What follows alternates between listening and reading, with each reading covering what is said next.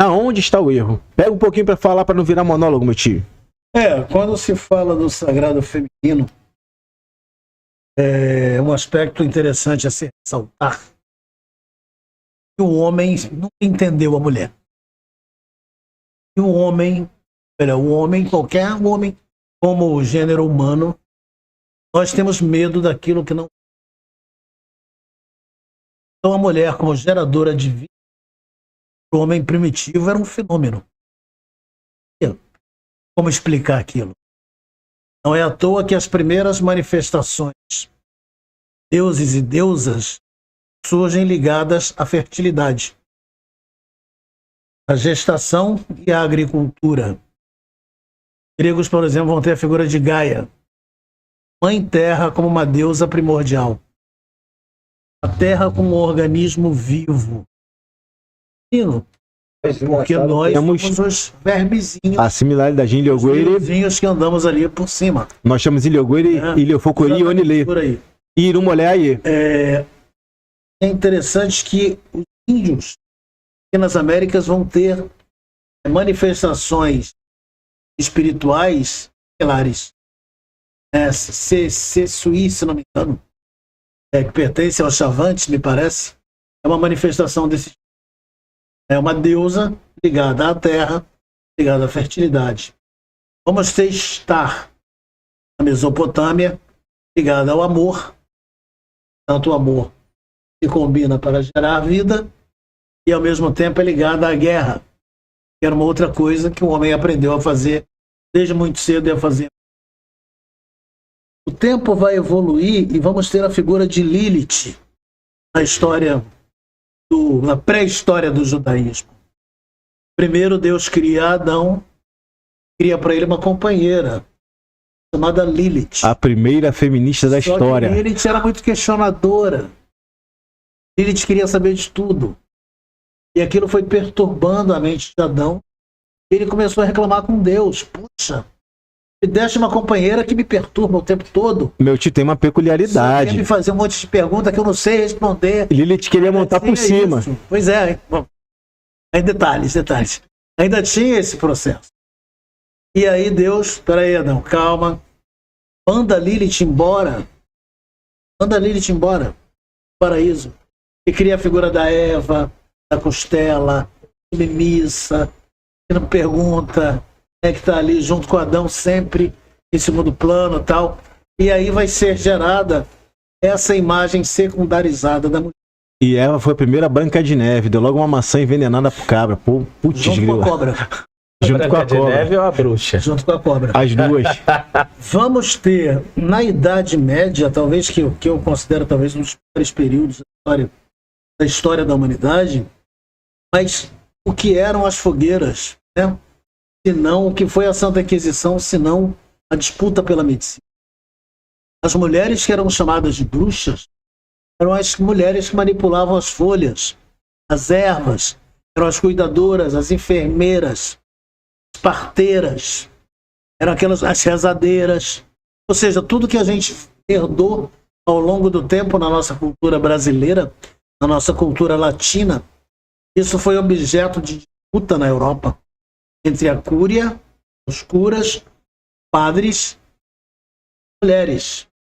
E eles prevaleceram pela força da instituição.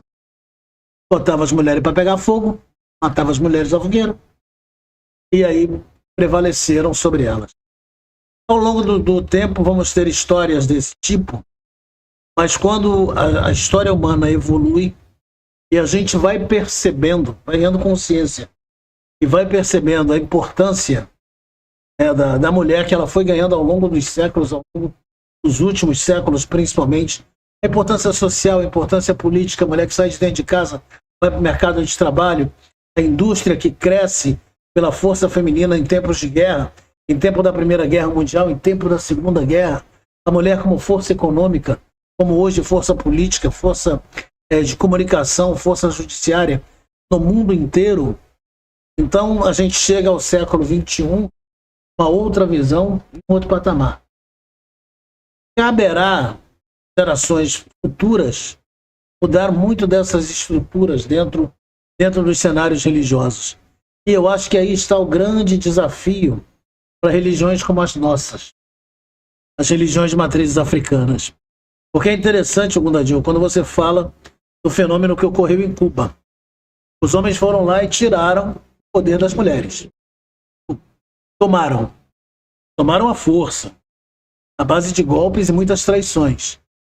Recomendo o segundo tomo de Defendendo as Nossas Tradições, do Águila de Ifá, que relata isso com nomes e sobrenomes, um nível de detalhamento impressionante. Parece que você está assistindo. Eu sigo o Águila, minha referência. Uma outra questão que ocorre no Brasil, onde as mulheres foram extremamente inteligentes, extremamente hábeis. Criaram uma figura, um papel para o homem, papel relevante, vamos dizer assim. Criaram um papel para o homem, que é o Ogã, né? Então, como havia desde sempre uma perseguição às casas religiosas, o Ogã era aquele responsável por defender o perímetro. Ele está acordado enquanto as mulheres dormiam. Enquanto as mulheres estavam de santo, os Ogãs defendiam a casa. Em Salvador, isso vai evoluir para aqueles sujeitos de importância dentro da sociedade. Aí vão vir os ministros de Xangô. Ogela D. Aí vão vir as figuras assim que serão aquelas de destaque, que farão uma interlocução da casa com a estrutura política da cidade ou do estado naquele. Sem querer interromper o senhor, Ifá estava junto nisso, porque o Ogela D, que junto com a mãe Aninha, Martiniano, criou os cargos de Mobá, era Babalaô. Pois é, pode até ser que fosse Babalaô, mas as mulheres botaram de banda. Inclusive eles romperam. Quis dar pitaco demais e botaram pra correr. As mulheres botaram de lado. Botaram. Todo mundo que era Babalaô. Até o Biscô aqui, ó. Todo mundo ficou meio escanteado. E aí é que tá. Isso não foi na base da força. Isso foi na base da inteligência, na base da estratégia. Não é à toa que o candomblé no Brasil se configura como um matriarcado. Não é à toa que a história vai ser construída a partir das mulheres. Os homens terão a relevância deles, terão, mas ali, ó, muito segmentado, com papel muito bem definido, muito bem constituído. Agora as mulheres serão a potência dentro da religião. Elas é que levarão a religião à frente. Elas é que elevarão os conceitos, os fundamentos religiosos do candomblé ao que a gente existe, ao que temos hoje existente na nossa sociedade.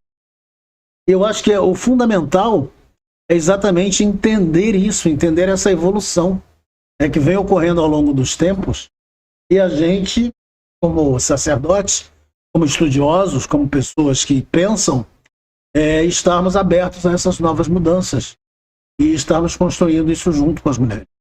Eu sei que hoje, por exemplo, em Cuba, uma linhagem muito boa de babalaôs, muito emparelhados com as mulheres. Cuba, até por conta desse passado retrógrado, né, com relação à questão de Oriatê, me parece que hoje há um movimento de resgate, de se dar à mulher na ilha, dentro do Oxeifá, o papel protagonista que ela perdeu. Não sei como é que está dando isso, que eu nunca fui a Cuba, mas pelo que eu converso, tem havido alguns avanços significativos. Também tem havido equívocos, como não poderia deixar de ser. Agora me parece que há uma evolução. Agora vai demorar a chegar aqui. Vai demorar porque a gente tem um problema sério. As grandes cabeças hoje que estão à frente de Ifá e Oxa no Brasil são muito retrógradas, muito machistas com relação a essa forma de ver essa questão.